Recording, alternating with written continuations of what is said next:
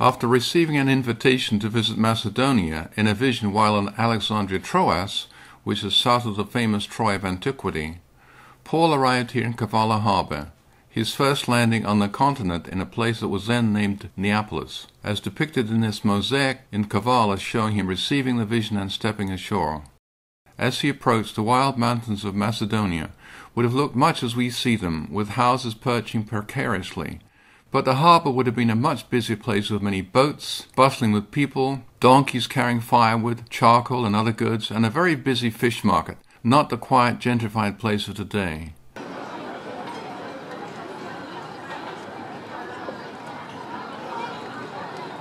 Neither would he have seen the aqueduct, the 16th century Ottoman addition, and the streets would have been dirt and stone filled with throngs of people and donkeys. Neapolis is famous for being the base for Brutus and Cassius, assassins of Julius Caesar, before their defeat by Octavian, later Caesar Augustus, and Mark Antony in 42 BC at Philippi. Of course, Mark Antony died in due time since the Roman world was too small for both he and Augustus. But anyway, Neapolis was just a stepping stone for Paul, and we don't know how long he stayed there, and if he did a little proselytizing, because Philippi, just 9 miles away, was his first missionary destination in Macedonia, so far as we know. Since we are following parts of Paul's second journey, let's take a look at his route in Greece. The trip from Alexandria Troas to Kavala took 2 days, with an overnight on the island of Samothrace. After a few days, Paul and Silas, and now Luke, who probably joined him at Alexandria Troas, proceeded to Philippi, where Paul began teaching in the synagogue, his usual starting point in each new city.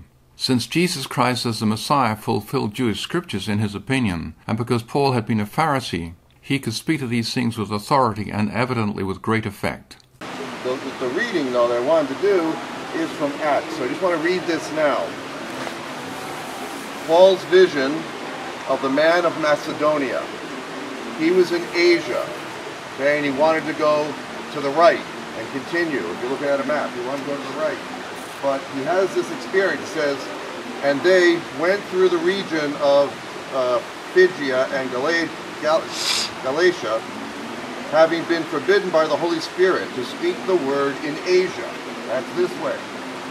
And when they had come opposite Mysia, they attempted to go into Bithynia, but the Spirit of Jesus did not allow them. So passing by Mysia, they went down to Troas. And a vision appeared to Paul in the night. A man of Macedonia was standing, pleading with him, and saying, "Come over to Macedonia and help us." And when he had seen the vision, immediately we sought to go into Macedonia, concluding that God had called us to preach the gospel to them. You can't comprehend how big that was, because Paul could have stayed in Asia, but instead the Spirit now calls him to go west to Europe. Okay? So he enters the European continent, for the first time here. Now he is in Europe, and it says here, verse 11, this is the whole story continuing. Setting sail, therefore, from Troas, we made a direct voyage to Samothrace, and following day to Neapolis. That's where he just came through that port. And from there to Philippi, here we are, which is the leading city of the district of Macedonia and a Roman colony. We remained in this city for some days, and on the Sabbath day we went outside the gate to the riverside, where we supposed there would be a place of prayer. And we sat down and spoke to the women who had come together. One who heard us was a woman named Lydia, from the city of Thyatira, a seller of purple goods, who was a worshiper of God. The Lord opened her heart to listen to what Paul was to say. And when she was baptized with her household, she begged us, saying, "If you have judged me to be faithful to the Lord, come to my house and stay." And she prevailed upon us. But here is this river. We are here at this river outside the city walls. Here now, is it exactly this spot? Could have been around the bend there, or could have been over there. Don't get stuck on that. Don't get stuck on that. We're in the spot. All right? So the first baptism in Europe by Paul happens here. So this is a big place right here. This is a very important, I've never been here before, but it's very beautiful to think of how world history shifted because of this place and what happened here. Okay? So this is the beginning of our story, unless you are of Jewish blood. We're the Gentiles. You know, it's because of Paul that the church really begins to move toward the Gentiles and to people like us. So now we do have some Filipinos here, we got some Asians, we got some Europeans, we got folks from all over the world, even New Zealand. So, wow, the gospel went everywhere. So now all the nations do come, in spiritually speaking, you know, to Jerusalem. And we are the beginning of the new Jerusalem, the new church, the new Israel. Okay? So what we'll do is begin the Mass. At the time he was betrayed and entered willingly into his passion, he took bread, giving thanks, broke it and gave it to his disciples, saying, "Take this, all of you, and eat of it. For this is my body, which will be given up for you."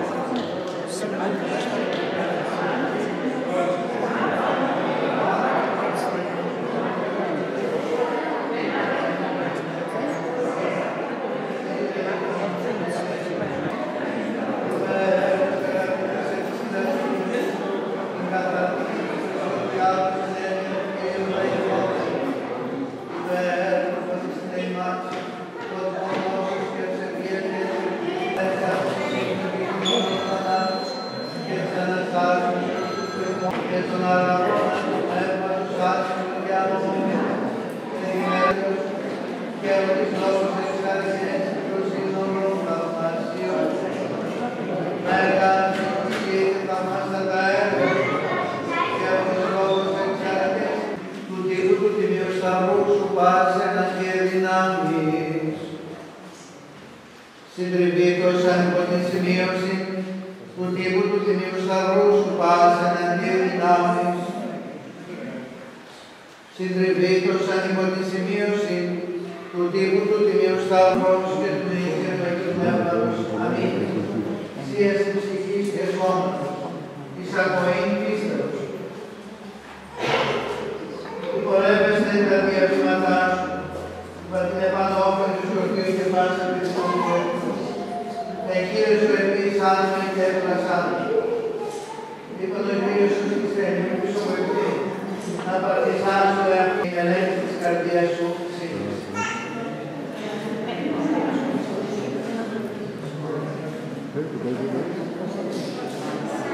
Παντού, παντού.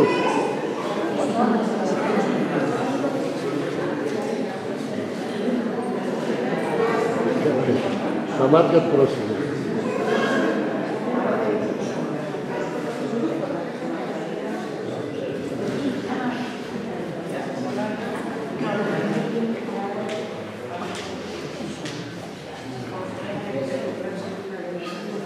Βαπτίζεται η Βούλη του Θεού ειρήνη στο όνομα του Πατρός.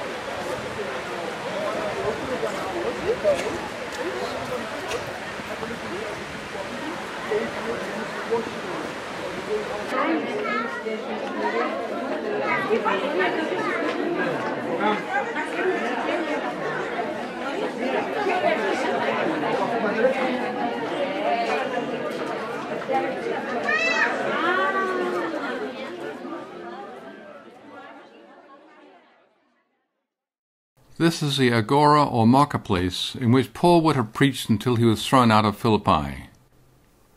Beyond the agora in the valley towards the distant mountains is the location of the Battle of Philippi in AD 42, in which Augustus and Mark Antony defeated Brutus and Cassius for control of Rome. After some success in preaching and conversions, with Lydia being the high point of course, Paul apparently exorcised a slave girl with an aptitude for fortune-telling, whereupon her owners, who would no longer get money through her skills, denounced them to the Roman praetors as troublesome Jews advocating customs that are unlawful for us Romans to practice, whereupon Paul and Silas were flogged and put into prison. That night an earthquake loosened their chains and opened the prison doors, so that their jailer, fearing that they might escape, was ready to commit suicide rather than face the authorities in the morning. However, Paul and Silas made no attempt to escape, but rather stayed to convert the jailer to Christianity, so that he and his family were all immediately baptized by Paul. In the morning, when they were about to be released, Paul insisted on an apology, as both he and Silas were Roman citizens, and so their treatment was unlawful under Roman law. After receiving due apologies, they, along with Timothy, made their way along the Via Egnatia towards Thessaloniki. Luke was left behind, presumably to continue Paul's work, although perhaps not so publicly.